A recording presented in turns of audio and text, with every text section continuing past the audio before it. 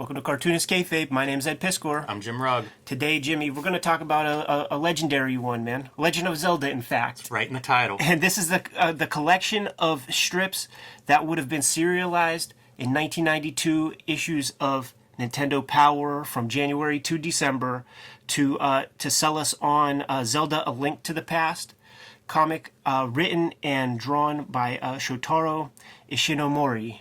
I wish there was a way to organize every comic we've looked at by year, because it's amazing to think of the cross-section of what's coming out in 1992. That's goddamn right, man, and I'm excited to get into it, but first, man, let's handle some business. All right, man. Plug for Octobrion in 1976, world's first blacklight comic, my most recent comic book. It's now available in stores everywhere and online. If you want a print edition of this, pick it up soon because it is selling better than I expected it to. We're almost out of the print run. However, it's also available digitally as well as the process zine, 350 pages of all my drafts, including scans of the original art, and those are available on Comixology. They're also available from me directly at jimrugg.com. The Russian underground superhero. Incredible comic, man.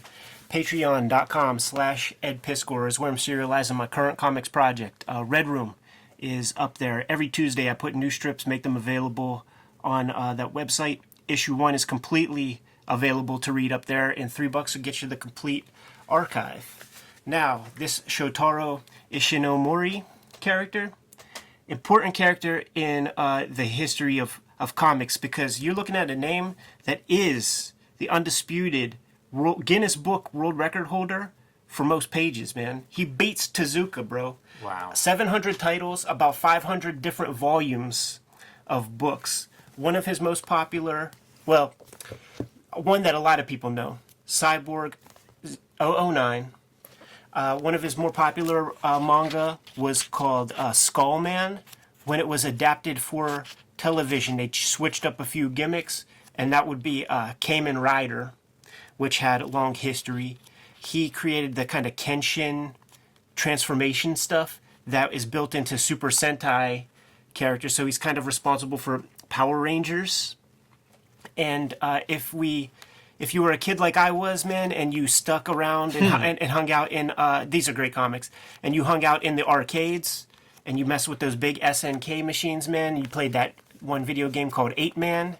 That shit was a manga, and he's responsible for that too, man. So tons and tons of comics.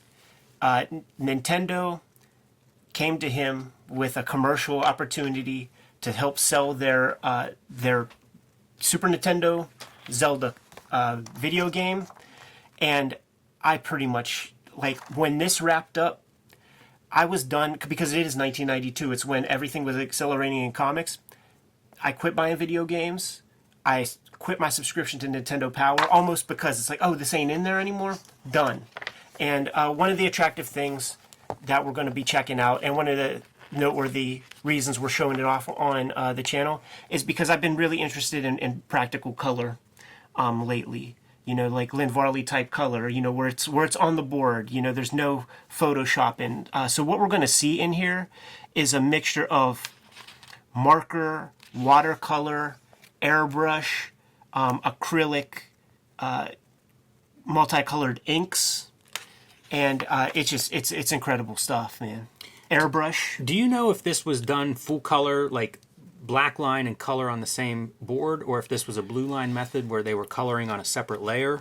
If you take a look here, I don't conclusively know the answer. I didn't read an interview where it gave me the answer, but the conclusion that I draw is that it's all on the same board. And that's the way that, like, all color manga that I've ever seen done on the same board. You see a lot of inconsistency in the ink line, which is actually beautiful. Like, right. I love that it's not a black line that is sort of merged with these colors. That's a good point. Whenever I started doing the color Street Angels, I ended up with a pencil line similar to Tom Scioli, you know, using a pencil line with color for that exact reason, because I found that the color in the lines would fight if it was a flat black. And so, like, you would try to figure out, how do you bridge that gap? How do you make the line work and the color fit together? And in that, like, off black, it gives it a little bit more warmth, but also it kind of blends in with the color much easier. So, like, you know, that would be like a different color. Like, this is a red ink, you know, and we're going to see pages. Here's that red ink as well. And we're going to see pages where there's like blue lines, red lines, lots of mixed media at play here.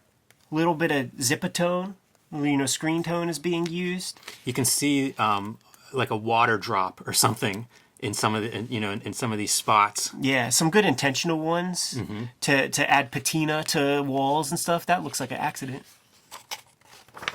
I've been admiring these skies when we get the outside shots of the of the buildings, and you get the thunder, the rain, the clouds. That's a lot of building in that background. I think another inspiration for checking this out for me is just some of the stuff that you laid down, weeks ago, talking about how everything is brown in color. Like there's none of that here, and that's something I've been very mindful of since you specifically mentioned that. Please, everybody, be mindful of that. Right. Let's get rid of all the brown in comics coloring. It is great. I'm glad you point that out. You see it with the reds, the greens. These are so saturated. Yeah. So it would be there would be like 10 pages. I was going to ask. So that's a break. Is that like is that the first break we've come to? Yes. So that first chunk would be like an installment in the monthly magazine. Yeah. That's pretty awesome. That's very much like the manga method, serializing a story with sizable amounts. So it's a rewarding reading experience that month. Every episode is very singular and unique and its own set piece and all of that sort of thing. Look at this incredible It's spectacular drawing. It's a great still life. This is such manga like 101 technique where you go from this character, simple, cartoony, easy to read the expression, to then this elaborate, beautiful drawing setting setup. All right. Beautiful, elaborate backgrounds. I love the starry skies. So imaginative. This is a good example of where you could easily do blacks or browns or blues for your color instead of doing that saturated yellow gold. And it reads, those bright colors are the equivalent of large lettering that you can read easily. Here's using a blue line and a red line that would, it's on the boards, man. So you got to load up your pen with different color inks. This is a really nice effect with that kind of line. This is an effect that you see in Marvel fight scenes going back into the 60s. It's a Kirby technique. Yeah. What I love about this is this uneven outer edge, almost like an amoeba shape. That's pretty good. You don't always see it, but it really captures that idea of energy coming out. There's your white lines. Yeah. Boom. Wow. New section. What a moon. Wally Wood. A lot of mileage out of that blue-yellow, pairing those two up. It's really strong with the scenes, color for indicating different scenes. Like there was a blue interior shot, and then you go to these yellows. We're getting into Richard Corbin territory, man. They're busting out the airbrush. And you were getting that speckle spatter thing that there were those, like you could like hook up your Copic markers to an air compressor and just blow the colored ink or whatever onto the paper. And we're getting some of that. But, works really well for like a tornado windstorm in the desert. Yeah, and just picking up all the dirt and grit out there, man. But also, like we noted on the Electra Lives Again, there's, because it's CMYK, you see some weird magentas in there that probably were not in the original. It's kind of interesting, but like, look at that, like sort of sandy sky. By the way, you can use brown effectively. Yeah. Like here it is, as you say, with sand. Like it's perfect use. It reads that way. Just don't make everything else brown. You could probably do a leather jacket using brown as well. Except that's fun. Some of this stuff reminds me of like Miyazaki and like Nausicaa of the Valley. Yeah. Some of the landscapes especially. Yeah, very dynamic sort of fight scenes. Badass. And like every couple of pages, like in every installment, you got to have, your cool kind of boss fight, in a different setting. And then you have to have the character level up. Like, so it's very good with kind of like abiding by the overall kind of Zelda story from that video game. You got to level up your equipment. Hey man, when you're looking at this stuff in 1992, are you conscious of like, oh, I love Todd McFarlane, but holy cow, this is totally different, and I dig this too? Yeah, like this was I didn't even identify this with Japanese. Like this was like that early for me, where I would see the cartoons with the characters with the big eyes and stuff, and just thought that was like another kind of Disney style or something. Like I didn't even realize that it was. It makes sense. Japanese. Disney would be an entry point to this if you're not, if you're not familiar with manga and anime too much. But I think it's funny to think of it as like a comparison to what would have been popular in comics, in 92. Right. This is pretty different. Look at this, man. Yeah, And that's then when really you zoom pretty. in and get closer, It's cool to see all these external shots. We've seen a bunch of night shots, and then the treatments of buildings and things. They're all different. It's not like he's leaning on or repeating the stuff. right? I love that. Like anytime you can see like this artist is doing the same thing half a dozen times, and every time it's different. Look at how wild this is. Yeah, that's there's so much energy in the color. Just privately, I've been playing around with color and painting and color pencils like a whole lot. So this is one of the things that I've been looking at, this kind of thing. And what's cool is you look close. It's an artist edition, Jim, because you can see the Yeah. cutout of the paste up. Yeah, I wonder if that's showing up. It looks like it is a little bit, like you can really see it pronounced kind of right in this area. Really good explosion. Explosions are much harder than they look. And just draw and paint the most beautiful like waterfall. It's good stuff. Fun monster. Little gill man. Wow. See, those little details count so much. It's not like that drawing is overly complex. That's an awesome dig that design too. Yeah, man. Super simple, but very fun. Instantly my favorite comic ever, man. Boom.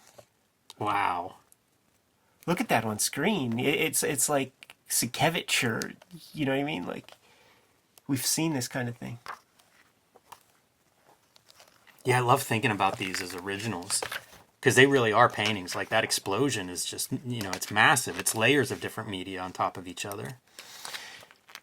I wonder if it would have been drawn on Wow. unbelievable. On like illustration board and painted on illustration board because of warping Probably. and how dicey it was to shoot that for print. Yeah, I assume so because, illustration board's been around forever. Yeah. If you're going to do wet media, that's kind of what it's invented for. Wow. It's been a while since we saw some reds, man. So let's make it shine. See, this is the part that I think we can all learn from as colorists, is like really using these colors to make this chapter unique. Yeah. That purple is really spectacular, too. Yeah, it feels Mobius like. It's just stunning. Gorgeous. I love it. And this is a kid's comic, right? It's targeted for at least all ages. Yeah. So inventive for that. Yeah. All these different environments, all these different characters. Yeah, tasked with, here's the game, here are the assets that are in the game, and it's a link to the past. So it's like, is that a cityscape? Like a modern day city? Right, and this is a limited, graphics-wise, video game's a long way from this kind of thing. Yeah, for sure. I'm loving this, by the way. That's the other thing that this is good for. It's good for all that sort of stuff that you can't contain in a line, like clouds, smoke, fire, water. Still cartoony language, Lava. like totally cartoony flames, but the color gives it, I don't know, man, it captures the mood, the atmosphere perfectly.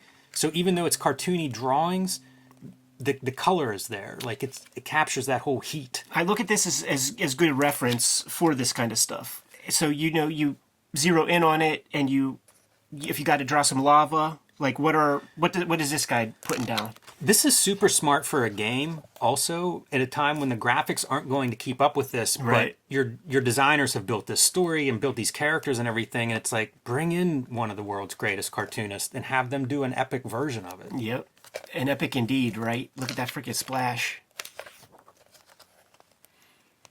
It's a great example for all of the all ages and YA stuff that's so popular today. Like none of that has to compromise quality. Right. And the best stuff doesn't. Right. The perennials and the stuff that really lasts, like it's just quality comics.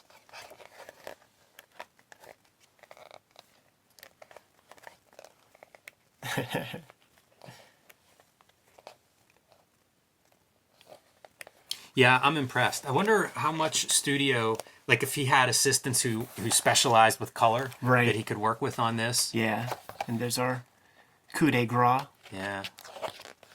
Very nice. Anyhow, heck of a comic. And see, here's some of like the examples of like, you know, Kamen Rider, 2008 Guinness Book of Records. Most comics published by one author, creating more than 770 stories collected in total 500 volumes. Put a lot of work in, man. And I assume this must have been near the end of his career. Yeah, he lived till he was 60. You know, like Wow. the mangaka who put out this kind of volume, they're just not long for this world, man. Sitting is an unhealthy activity. And yeah, and a person needs sleep every now and then too. Yeah. There's like a hierarchy of needs. Yeah, those are two of the worst things you can do. No sleep and don't move for like 20-hour stretches. But let's not end this on a dark note, man, and celebrate this really cool comic that was maybe the first glimpse of manga for many, many people. I love that. It's, I guess, I mean, just on the fly thinking about it, this might be the first manga I've ever seen. Yeah, that's pretty good. And I just love the idea of like, put this in a video game magazine. Yeah. You know, like think of all the readers that may have become comic book fans that this might have been their first comic period, not just manga. Yep. Yeah, it's super cool. And once again, another great reference for the colorists out there, for artists thinking in terms of color. And the last thing I'd say about it is this is the perfect example of what could be a throwaway, licensed, collect the paycheck kind of thing. Yeah. Or you could do something special with it. yeah, this ain't Bazooka Joe comics, man. This ain't Bazooka Joe. Get out here, Jimmy. All right, Kayfabers, like, follow, subscribe to the YouTube channel. Hit the bell. We'll notify you when the next vids are available. Octobrion is in stores now. Also available on Comixology. Patreon.com/EdPiscor is where I'm serializing my Red Room comics. Issue 1 is available completely on there to read right now. And new strips go up every Tuesday. $3 get you the archive. You can subscribe to the Cartoonist Kayfabe newsletter at the links below this video to keep up with everything that we're doing. You can find Cartoonist Kayfabe t-shirts and merchandise at the links below this video. All right, man. Let's go bust out these paints, dude. Give them the marching orders, dude. Read more comics.